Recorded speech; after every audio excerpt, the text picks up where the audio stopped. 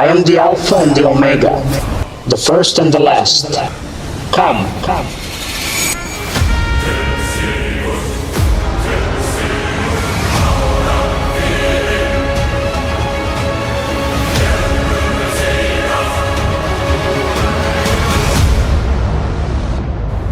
Was I dead, or did I see the living God? Write what you see, for I will show you what must soon take place.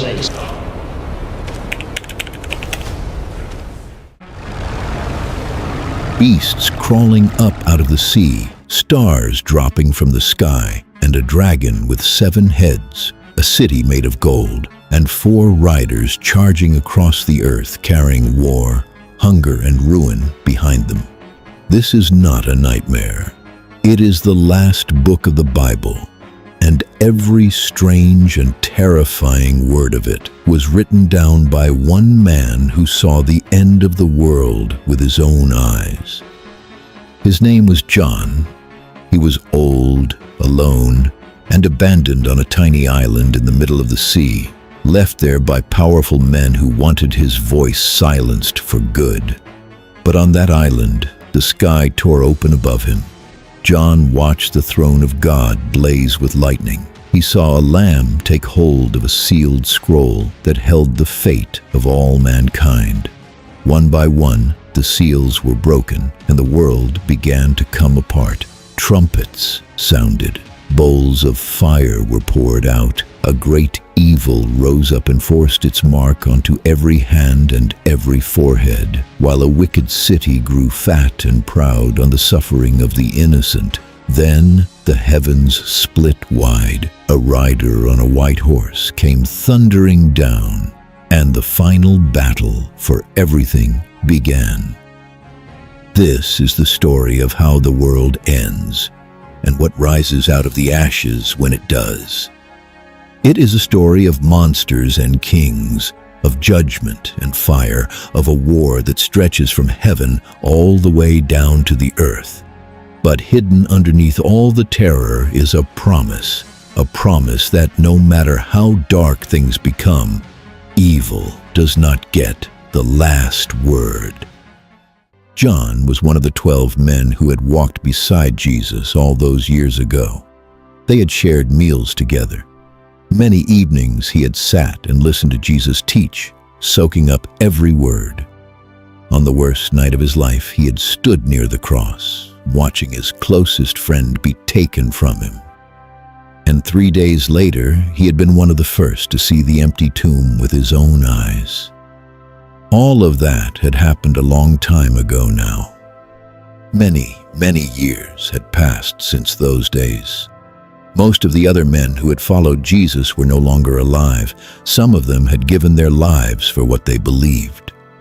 Out of that whole group, John was one of the last ones left, an old man carrying a lifetime of memories. Even in his old age, he never stopped telling people about Jesus, and that is exactly what got him into trouble. The rulers of that time did not like this new faith spreading quietly through their towns and cities. They wanted it stamped out before it could grow any larger. And so they came for John. They arrested him and they sent him far away to a small, rocky island out in the middle of the sea. The island was called Patmos. It was a place of punishment, the kind of place where a person was sent to be silenced and forgotten. An old man, alone on a bare and wind-swept island. No family nearby, no friends to talk to. Nothing around him but the wind, the crashing waves, and the empty sky overhead. The people who put him there were certain they had shut him up for good. In their minds, his voice would simply fade away out on those rocks, where no one would ever hear from him again. They could not have been more wrong, because it was there, on that lonely island, on what seemed like an ordinary day, everything changed. John later wrote that he had been deep in prayer, his heart lifted up to God. Then, all at once, from somewhere behind him, came a voice. It was loud, louder than anything he had ever heard in his whole life. Ringing out like a trumpet, sharp and clear, it seemed to shake the very air around him. "Write down what you are about to see," the voice said. Slowly, John turned around to find out who was speaking. And what stood before him was so overwhelming that his legs gave way and he dropped to the ground as though all the life had gone out of him. When John turned, his eyes fell on a row of golden lampstands. 7 of them stood in a circle, glowing warmly in the dark, and walking among them was a figure unlike anything he had ever laid eyes on. At first glance, it looked like a man, yet it was so much more than a man. A long robe flowed down to his feet, with a band of gold stretched across his chest. His hair was white, white as fresh snow, white as soft wool. But it was the eyes that John could never forget. They were not soft and gentle. Instead, they blazed like fire, as though they could see straight through a person, all the way down into the deepest corners of the heart. Below the robe, his feet shone like metal pulled fresh from a furnace, glowing as if they just came out of the flames. When he spoke again, his voice rolled out like the sound of rushing water that seemed to fill the whole sky. Held in his right hand were 7 shining stars. From his mouth came a sharp sword. His face blazed so brightly that John could hardly bear to look at it. It was like staring straight into the noonday sun. There was no standing up for John. The sight was simply too much for him. Down he went, crumpling to the ground, lying there trembling, certain that this was the moment his life would end. Then something gentle happened. The great figure reached down and rested his right hand on John's shoulder. And the voice that a moment ago had boomed like thunder now grew soft and kind. "Do not be afraid," he said. "I am the first and the last. Once I was gone from this world, taken in death, but look at me now, alive forever and ever. The keys to death itself are in my hand." In that instant, everything clicked into place.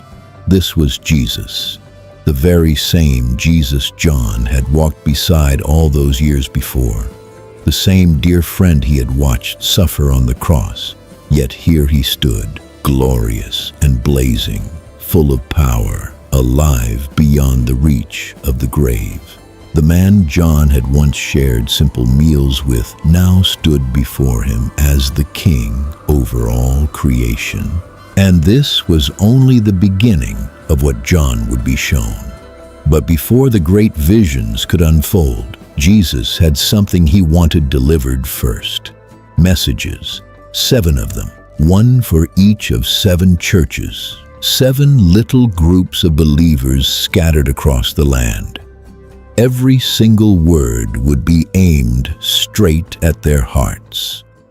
Those 7 lampstands John had seen each stood for a church, a real group of people living in a real town, doing their best to follow God in a hard and dangerous world. To every one of them, Jesus had a personal message. For some of them, the words were warm and full of encouragement.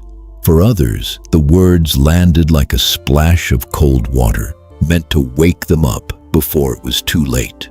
Turning first to one church, he spoke with both praise and sorrow. "I know how hard you have worked," he told them. "I know you have refused to give up, but somewhere along the way, you let go of the love you had for me at the very start. Remember how things used to be. Come back to that first love." Another church was suffering terribly, and to them he offered no correction at all, only comfort. "I know you are poor," he said gently. "I know people are hurting you. Yet in heaven you are richer than you could ever imagine. Stay faithful, whatever it may cost you, and I will give you a crown that never fades away." Not every message was so soft, though. There was one church that looked alive from the outside, busy, respected, full of activity day after day. And yet on the inside, its faith had quietly faded. To them, the words were blunt. Everyone thinks you are alive, but the truth is that you are not. Wake up before what little is left slips away. And then there was the church that received his sharpest words of all. These people were neither cold nor on fire for God. Lukewarm is what they were, sitting comfortably in the middle, pleased with themselves, sure they had everything they could possibly need. But Jesus held up a mirror they did not want to look into. "You say you are rich and need nothing," he told them. "Yet you cannot see how poor and blind and empty you really are." Even so, he did not slam the door on them. Instead, he offered one of the most tender pictures in the whole book. "Look," he said, "I am standing at the door and I am knocking. If anyone hears my voice and opens that door, I will come inside, and the two of us will sit down and share a meal together like old friends." That was the heart of all 7 letters. However hard the words, the invitation underneath them never changed. Turn back, open the door, come home.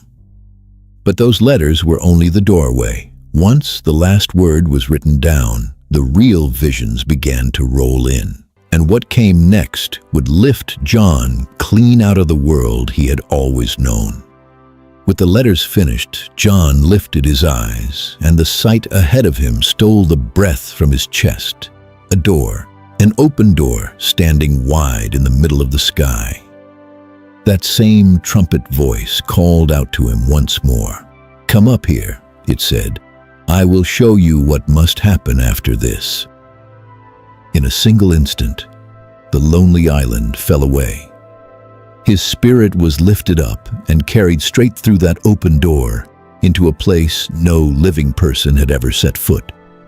Heaven itself surrounded him now. And there, at the very center of everything, stood a throne. Seated upon it was someone. John could not describe a face or a shape. The glory pouring off him was far too bright for that. All he could speak of was the light. The one on the throne shone like precious jewels, gleaming and beautiful beyond words. Curving all the way around the throne was a rainbow, glowing like a deep green emerald, soft and full of color. Out from the throne came flashes of lightning and long rolls of thunder, and the air itself seemed to crackle with power. Just in front of it, 7 torches burned with bright flame. Spread out before the throne lay a great sea, but a sea unlike any on earth. Smooth as glass and clear as crystal, it lay perfectly still, like a floor made of frozen light. Encircling the great throne were 24 smaller thrones, and on each one sat an elder dressed in white, a golden crown resting on his head. Closer still were 4 strange living creatures, each one covered all over with eyes, and each one different from the rest. Day and night, never once stopping to rest, these creatures called out together, "Holy, holy, holy is the Lord God Almighty, who was and is to come." Every time that cry rang out, the 24 elders lowered themselves to the floor. One by one, they lifted the golden crowns from their own heads and laid them down at the foot of the throne. Without saying it in words, they were declaring something simple and true, that nothing they held was truly theirs, and that all of it belonged to the one seated there. John simply stood and took it all in. The lightning, the singing, the endless waves of worship. This was the throne room at the very center of the entire universe. And right there, something was about to begin that would set the whole future of the world into motion. Something caught John's eye in the right hand of the one seated on the throne. It was a scroll, a rolled-up book. But this was no ordinary scroll. It had been sealed shut, locked tight with 7 seals, so that no one could open it or read a single word of what lay inside. Then a mighty angel lifted his voice and called out across all of heaven, "Who is worthy to break these seals and open this scroll?" Silence followed. Nobody came forward. Not one of the elders rose from his throne. Not a single angel stepped out of the crowd. In all of heaven, across the whole earth and even beneath it, no one could be found who was good enough or strong enough to open it. At that, John began to weep. The tears came hard because it seemed the scroll, and whatever hope and future were sealed inside it, might stay locked away forever. No hand could open it. No one was worthy of the task. Gently, one of the elders touched his shoulder. "Do not cry," he said. "Look closely. The Lion of Judah has won the victory. He is the one who is able to open the scroll." Lifting his eyes, John fully expected to see a great and roaring lion. But that was not the sight that met him. Standing there in the middle of the throne was a lamb. And this lamb looked as though it had been through something terrible. The marks of deep wounds were still there on its body. Yet despite those marks, it stood upright and alive. This was Jesus. He had been the lamb laid down as a sacrifice, the one who had given his life. But the grave had not been able to hold him. He had risen, and now he alone was found worthy. Stepping forward, the Lamb reached out and took the scroll from the hand of the one on the throne. The very moment his fingers closed around it, all of heaven erupted. The 4 creatures and the 24 elders bowed low before the Lamb. Then thousands upon thousands of angels joined the sound, far too many to ever count, until at last every living thing in heaven, on the earth, and in the sea lifted up its voice together in one enormous roar of praise. The Lamb, who had been wounded and given up, was the only one worthy to unlock the future.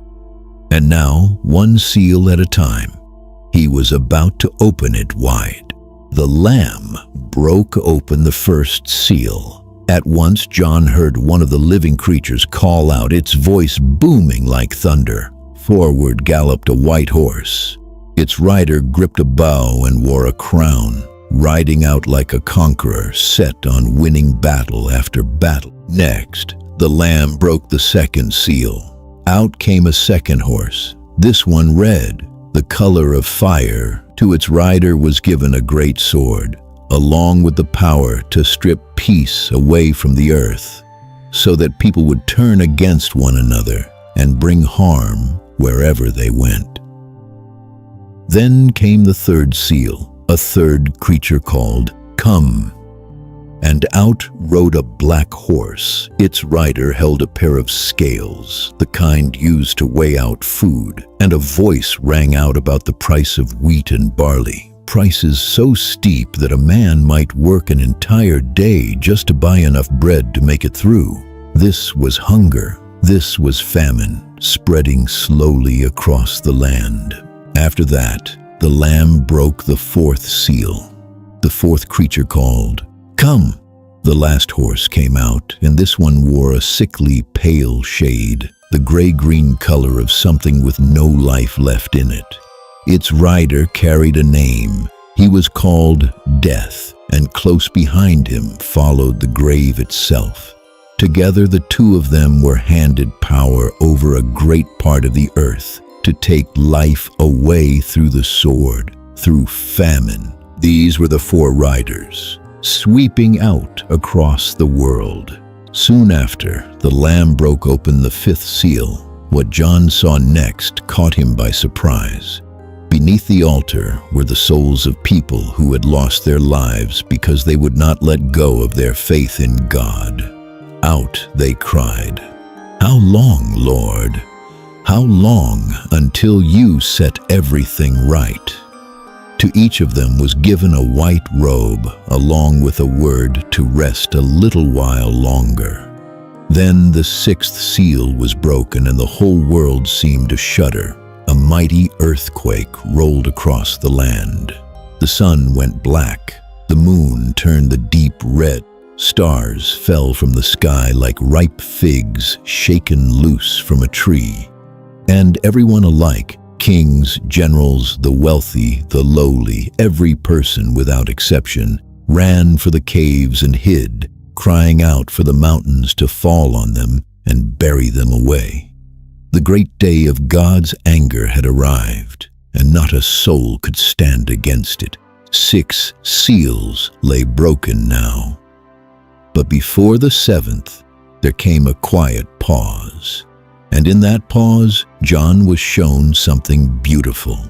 Before things could go any further, John caught sight of 4 angels standing at the 4 corners of the earth. In their hands, they held back the winds, keeping them from blowing so that for a moment a deep stillness settled over everything. Then up rose another angel, carrying the seal of the living God.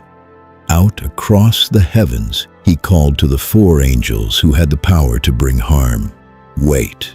Do not touch the land or the sea just yet. Not until we have marked the servants of our God upon their foreheads." These were people who belonged to God. Before another wave of trouble could fall, he made certain they were marked, claimed, and kept safe as his very own. A vast number of them were sealed in this way. God had not forgotten his people in the middle of all the chaos. Their safety came first. Looking again, John saw something greater still. A crowd had gathered, not an ordinary crowd, but one so enormous that no person could ever hope to count it. They came from every nation, every tribe, and every language on earth, all standing together before the throne and before the Lamb. Dressed in white robes with palm branches waving in their hands, they shouted out as one, "Salvation belongs to our God and to the Lamb." John had no idea who all these people were. Seeing this, one of the elders turned to him with a question. "These ones dressed in white, do you know who they are or where they have come from?" John admitted that he did not. So the elder explained it to him. "These are the ones who came through the great suffering. No matter the cost, they held tightly to their faith. They washed their robes and made them white. That is the reason they now stand before the throne." Then the elder shared a promise about them, one of the most comforting lines in all of Scripture. "Never again would they go hungry," he said, "and never again would they thirst. No longer would the sun beat down and scorch them. The Lamb himself would be their shepherd, leading them to springs of living water, and God would reach out and wipe away every last tear from their eyes." After all the horses and all the terror, John was being shown the other half of the story. The suffering had been real and painful, but for those who held on, a home was waiting, a place where the crying would finally come to an end. At last, the 7th seal was opened, and for the space of about half an hour, all of heaven fell completely silent. When that strange, heavy silence had passed, John watched as 7 angels stepped forward, and into the hand of each one was placed a trumpet. These were not trumpets meant for music. They were trumpets of warning. One after another, the angels lifted them to their lips. The first angel sounded his trumpet. Down came hail and fire, pouring over the earth. 1/3 of all the trees were burned away, and every blade of green grass was scorched. The second angel sounded his trumpet. Something like an enormous burning mountain was hurled into the sea. 1/3 of the creatures living in them perished, and 1/3 of the ships were ruined. The third angel sounded his trumpet. A great blazing star dropped from the sky, falling on the rivers and the springs of fresh water. The star carried a name. It was called Bitterness, and the waters it touched turned bitter, so bitter that those who drank them could not survive. The fourth angel sounded his trumpet. Up in the heavens, the lights themselves were struck. 1/3 of the sun went dim, along with 1/3 of the moon and 1/3 of the stars. The days grew darker, and the nights darker still than anyone had ever known. High overhead, John then saw an eagle soaring across the sky, crying out a warning to everyone still left on the earth. Trouble, trouble, trouble is on its way, because 3 more trumpets are about to sound, and they will be worse than everything before them. Each trumpet was like God knocking, a little louder each time, offering the world one more chance to wake up, to turn back, to change its ways. Terrible as the disasters were, notice that each one struck only 1/3, not everything, not yet. There was still room left. There was still time left. The door stood open, just a crack for anyone willing to turn around. Yet the world by and large would not, and the trumpet still to come would prove the most dreadful of all. The fifth angel sounded his trumpet. John watched as a star fell from the sky down to the earth, and to this star was handed a key. It was the key to a deep, dark pit, a bottomless shaft sinking far down into the depths. When the pit was unlocked, smoke came pouring up out of it like the smoke of a giant furnace. There was so much of it that the sun itself grew dim and the whole sky was clouded over. And out of that rolling smoke came a swarm. At first they looked something like locusts, yet they were like no insect anyone had ever seen. Their faces resembled the faces of men. Their hair was long like the hair of women. Their teeth were sharp like the teeth of lions, and their tails carried a sting like a scorpion's. Crowns that looked like gold sat upon their heads, and the beating of their wings roared like an army of horses thundering into battle. Over them ruled a king, the angel of the bottomless pit, whose name means the destroyer. But strict orders were given to this swarm. The grass was not to be touched, nor the trees, nor anything green and growing. Their only target was the people who did not carry God's mark upon their foreheads. And even then, they were not allowed to take anyone's life, only to bring terrible pain, with a sting so sharp that people would long for their suffering to end and find no relief from it. That was the fifth trumpet. As horrifying as it was, it stood as only the first of 3 final warnings. Then the sixth angel sounded his trumpet. 4 angels who had been bound at a great river were suddenly set loose, having been kept ready for this very hour. Behind them rode an army so vast that John was even told the number, 200 million horsemen. Fire and smoke poured from the mouths of their horses, and a great part of the world was swept away before them. Here lies the saddest part of the whole chapter. After all of it, after the swarm, after the army, after such great loss, the people who remained still would not change. Turning away from their evil was the one thing they refused to do. On they went, bowing to things made of gold and silver and stone, lifeless things that could not see or hear or move a step. On they went with their lying, their stealing, and the harm they did to one another. The warnings had come, louder and louder each time, yet the world clung tightly to its sin, refusing to loosen its grip. Down from heaven came a mighty angel, wrapped in a cloud, with a rainbow arching over his head. His face shone like the sun, and his legs stood like two pillars of fire. So enormous was he that one foot rested on the sea and the other on the dry land.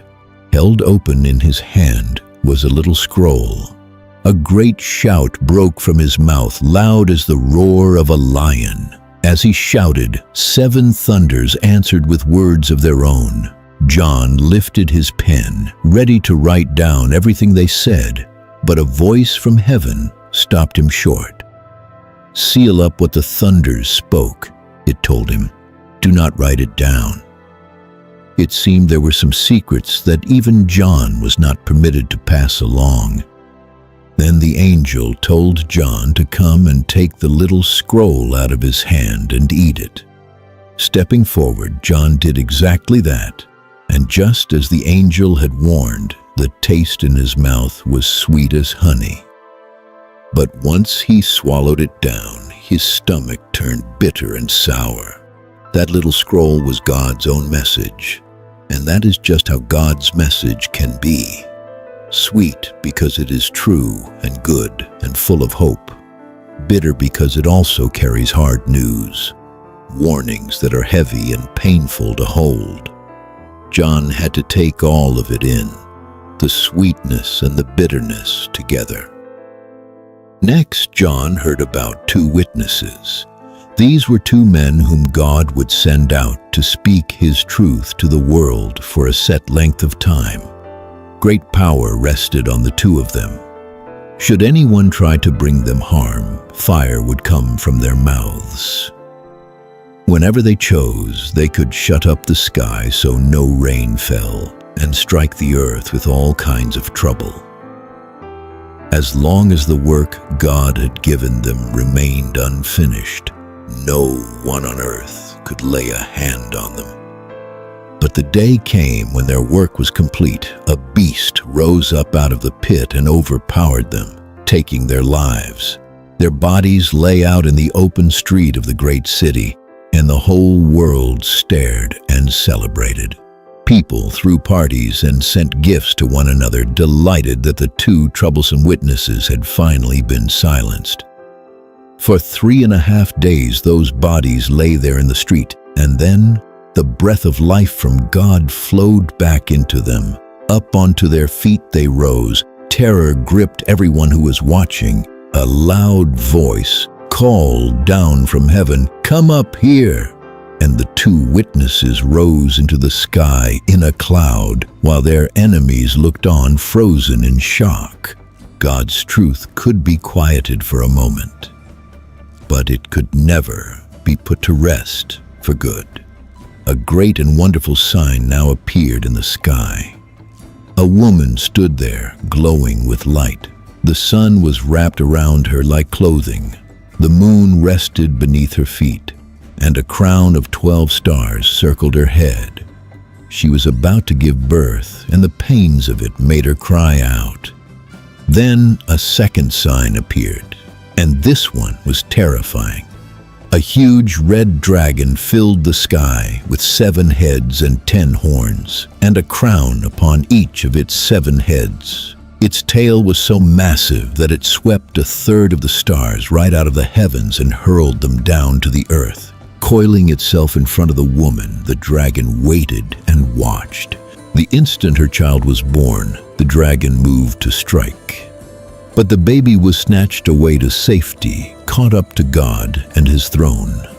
As for the woman, she fled into the wilderness, to a place God had already prepared to keep her safe. And then it happened. War. War broke out in heaven itself. There was a mighty warrior angel named Michael, and together with his angels he went into battle against the dragon and the dragon's angels. Across the heavens, the 2 armies clashed. In the end, the dragon could not win, He simply was not strong enough. Down he was thrown, and here John was told exactly who this dragon truly was.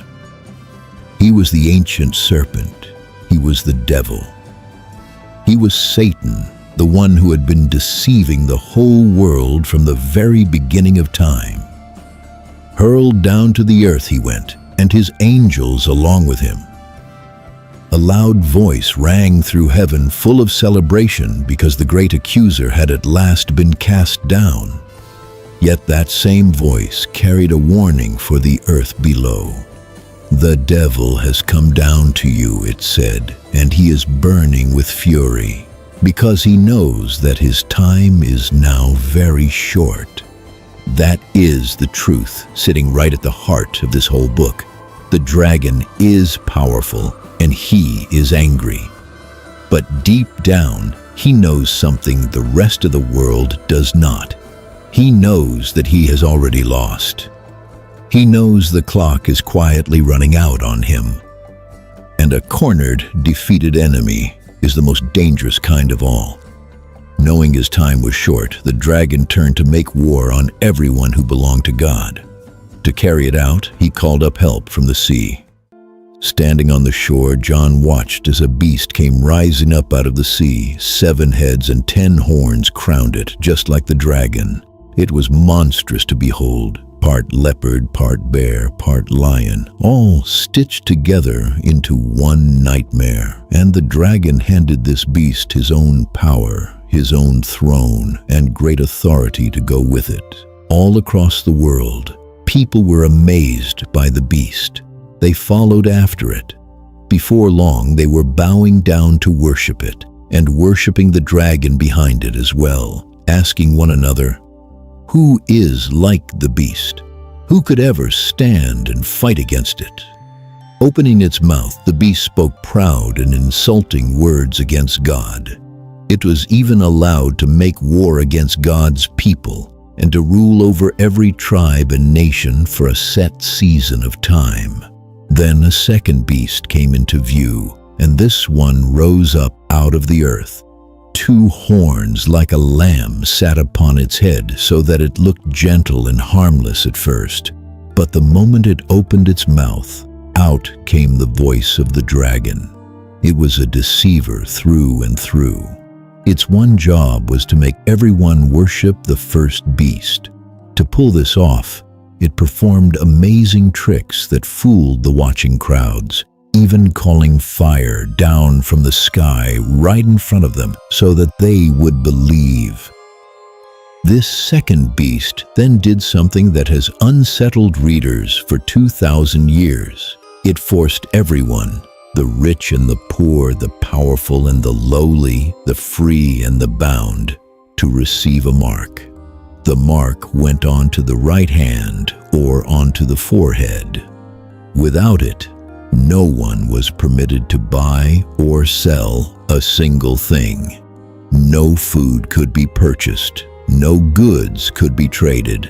A person was locked out of life itself unless they accepted the mark and showed their loyalty to the beast. Tied to that mark was a number, the number of the beast. Anyone with wisdom, John wrote, should be able to work it out. The number is 666.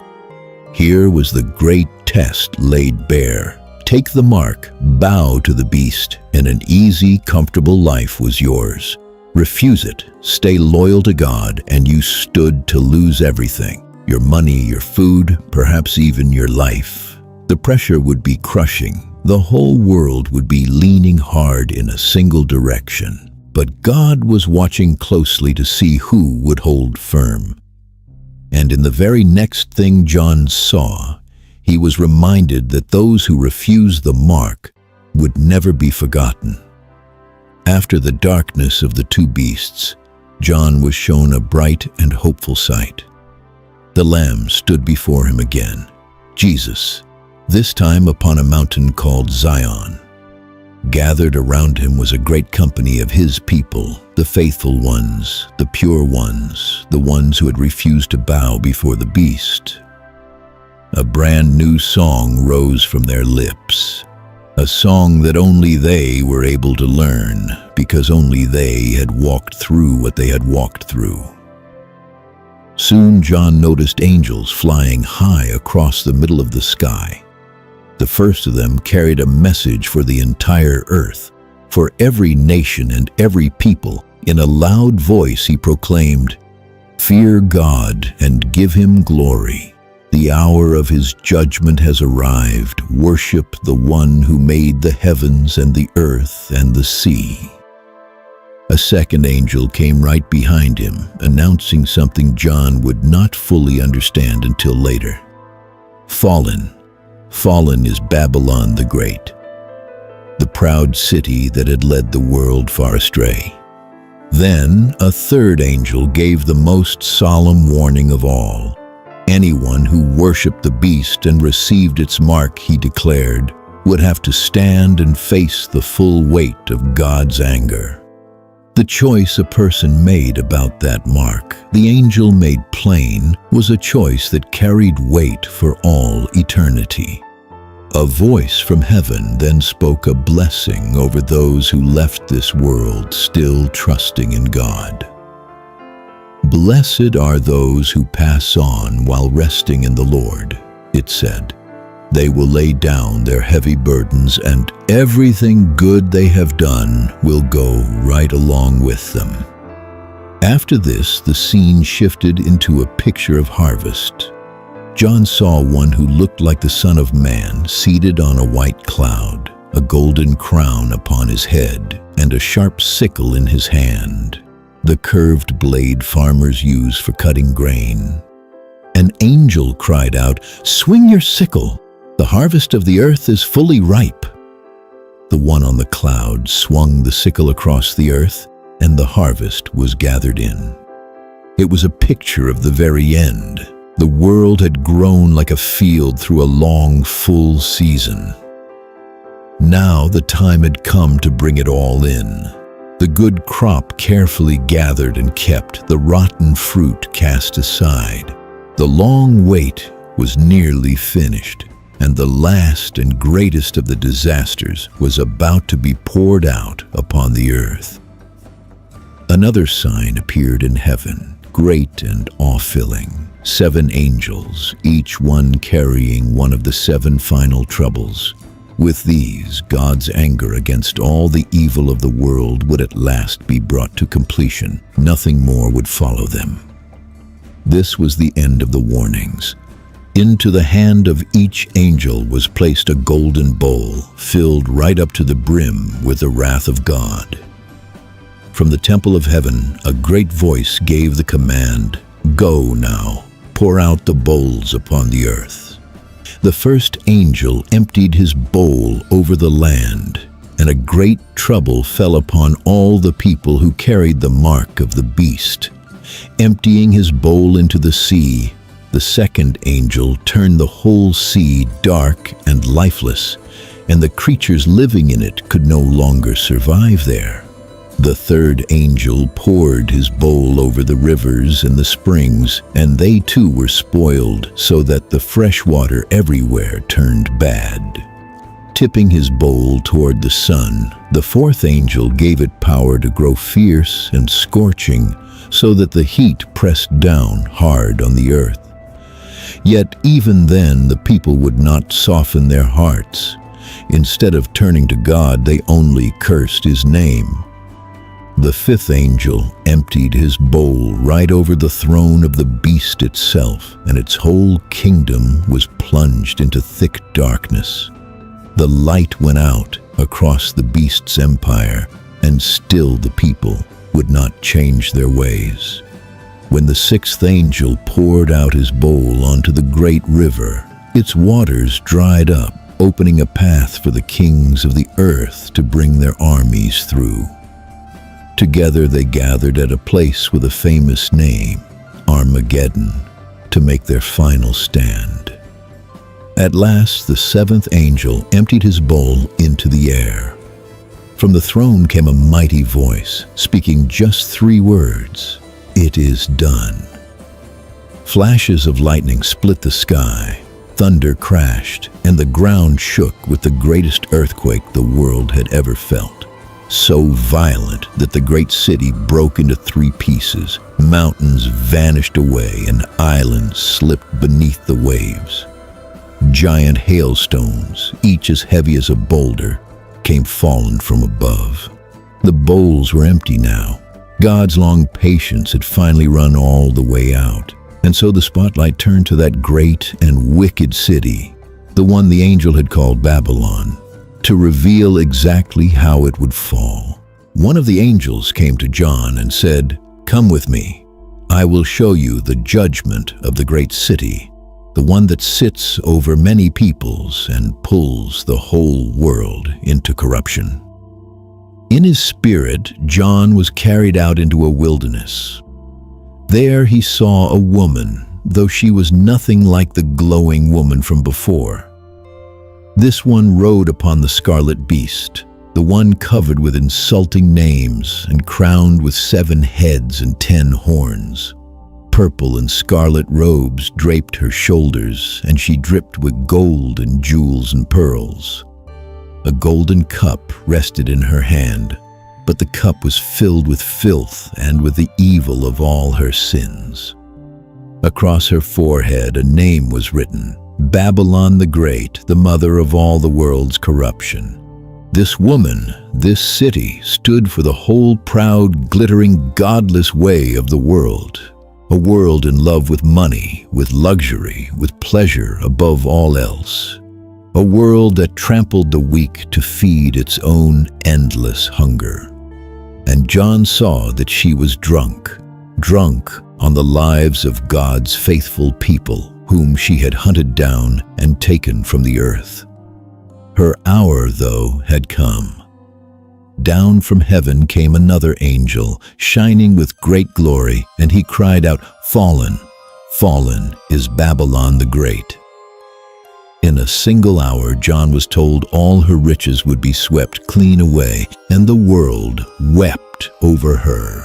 The kings who had partnered with her stood and mourned as they watched the smoke of her burning climb into the sky.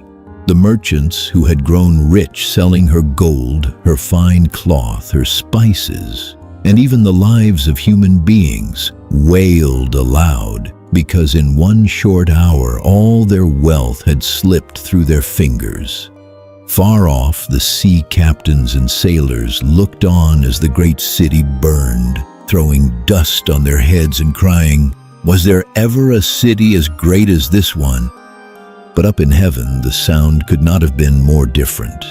No weeping rose there. Instead, a roar of joy went up, like the noise of a huge crowd shouting out, "Hallelujah!" The world that had once seemed unstoppable, the whole system that crushed the good and rewarded the wicked, had come crashing down at last. Babylon had fallen, and now the king himself was ready to ride. Heaven itself was thrown open before John's eyes, not just a single door this time. The whole sky split wide, and out of it came a rider on a white horse. This was the moment the entire book had been building toward.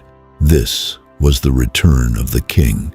Faithful and True was the name he carried. His eyes blazed like fire. Upon his head sat not one crown, but many crowns, the crowns of all the world. Yet he carried another name as well, written across his robe and along his side for everyone to read: King of Kings and Lord of Lords.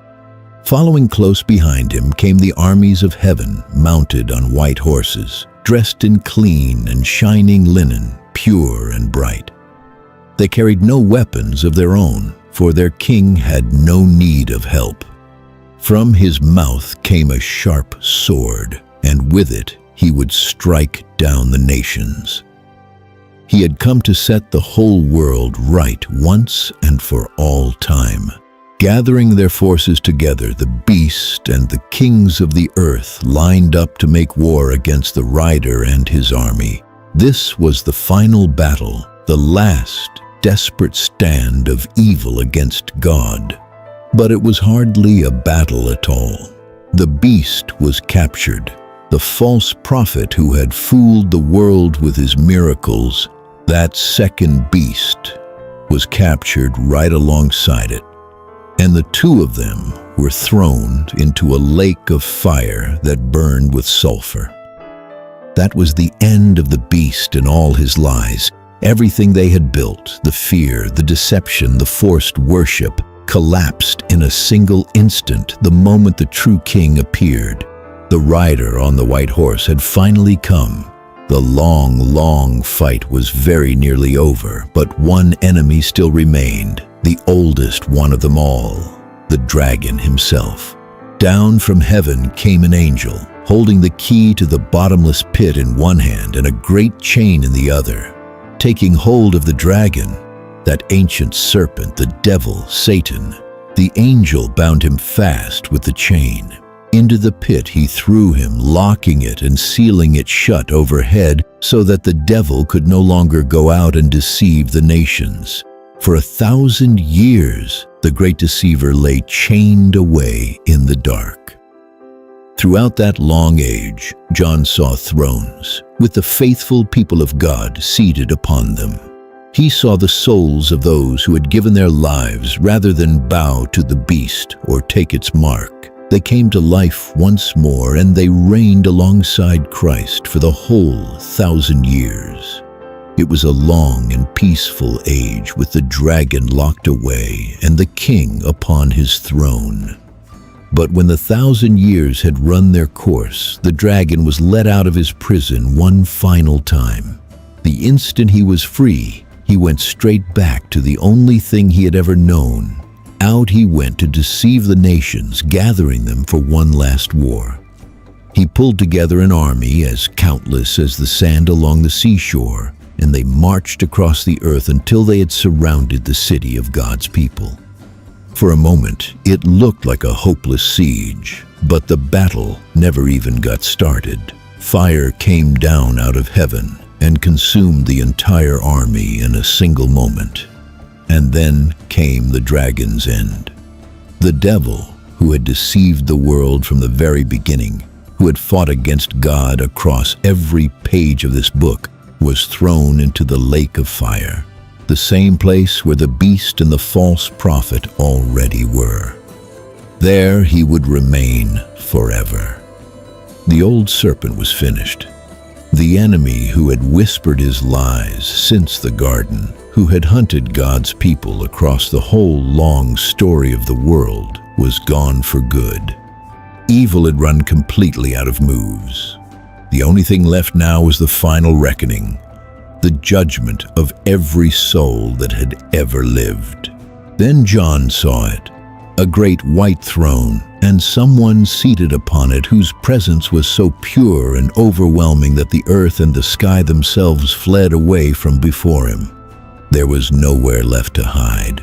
Not a single corner of all creation remained to run to. Gathered before the throne stood the people who had passed from this world, every one of them, great and small, kings and beggars, the famous and the long forgotten, every person who had ever lived. The sea gave up those it had taken. The grave gave up everyone it had been holding. No one was missing. Not a single soul was overlooked. Then books were opened. Inside them was written the record of everything. Every deed, every word, every quiet hidden thing that people had been sure no one would ever uncover. And each one was judged by what stood written in those pages, by the things they had done. But there was one more book, the most important of them all. It was called the Book of Life. Written inside it were the names of everyone who belonged to God, everyone who had placed their trust in the Lamb. This was the book that truly counted. The question was never how famous a person had been, nor how wealthy, nor how clever. There was only one question that mattered in the end. Was your name written in the Book of Life? Anyone whose name could not be found in that book was sent into the lake of fire, the same place the dragon and the beast had gone. And John was told that this, the lake of fire, was the second death. It was the final and complete end of all evil, all rebellion, all darkness. This was the most serious moment in the whole story. Every life laid open, every soul accounted for, nothing hidden away, nothing forgotten, nothing left unfinished. But for those whose names were written in the book of life, this was not the end at all. It was the doorway into something brand new, something so beautiful that it makes everything before it look like a passing shadow. The old world, the one full of war and tears and dragons and beasts, was gone. Even the sea, which all through the book had been the place that monsters rose out of, was no more. Everything had been made new. Coming down out of heaven from God, John saw a city, the holy city, the New Jerusalem, shining and beautiful, dressed like a bride on her wedding day. From the throne, a loud voice rang out, speaking perhaps the most comforting words in the entire Bible. Look, God's home is now among His people. He will live right here with them. They will be His people, and He Himself will be their God. With His own hand, He will wipe every tear from their eyes. No more death will there be. No more sadness, no more crying, no more pain, for the old things, every last one of them, have passed away forever. The one on the throne then said, "Look, I am making everything new." After this, an angel showed John the city up close, and it was beyond anything words could hold. The whole place glowed with the glory of God, shining like a precious jewel, clear as crystal. A great high wall surrounded it, set with 12 gates, and every single gate was one enormous pearl. Pure gold made up the streets, gold so pure that it was clear like glass. The walls themselves were built of every kind of precious stone, sparkling in every color imaginable. Something was missing, though, and John noticed it right away. Nowhere in the city was there a temple, no special building set apart for going to meet God. The reason was simple. God Himself was already there, everywhere, filling the whole city through and through. Neither sun nor moon was needed either, because the glory of God lit up everything, and the Lamb was its lamp. Never again would there be any night. The gates would never need to close, for there was nothing left in all the world to be afraid of. Straight through the middle of the city flowed a river, the river of the water of life, clear as crystal, pouring out from the throne of God. Along its banks grew the tree of life, the very same tree that had stood in the garden at the beginning of the world. The whole story had come full circle. What was lost at the very start had been handed back, this time forever. And the very last promise was this: God's people would look upon His face. They would live with Him and reign at His side forever and ever and ever. That is how the strangest book in the Bible comes to a close, not with fire, not with a beast, not with darkness, but with a city of light, a river of life, and every last tear finally wiped away. We started with one lonely man on a rock in the middle of the sea, and we ended in a city of pure gold, shining with the light of God Himself. Along the way, we saw some frightening things. We watched the seals break open and the 4 riders charge out. We heard the 7 trumpets sound. We saw the dragon, the beasts, and the mark forced onto every hand. We watched a proud and wicked city burn to the ground in a single hour. But here is the thing I want you to remember. This was never really a book about fear. Yes, it is dark in places. Yes, it is strange, but under all of it, there is one simple message. Evil does not win.